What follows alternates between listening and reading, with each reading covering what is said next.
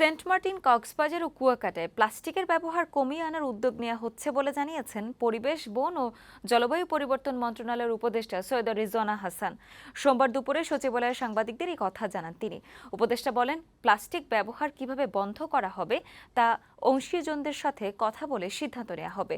Saint মার্টিনের রাত্রিযাপন নিষিদ্ধ, দিনে নির্দিষ্ট সংখ্যক পর্যটকের ভ্রমণ ও প্লাস্টিকের ব্যবহার বন্ধে এর আগে সরকার উদ্যোগ নিয়েছিল, কিন্তু তা কেন বাস্তবায়ন হয়নি এটি বড় প্রশ্ন বলেও মন্তব্য করেন রিজওয়ানা হাসান। ট্যুর অপারেটর যারা আছেন, পর্যটন মন্ত্রণালয়ের যারা আছেন, সিভিল এভিয়েশন অ্যান্ড ট্যুরিজম, তাদের সাথে কথা বলে একটা ঐক্যমতের সিদ্ধান্ত আপনাদেরকে দিতে চাই।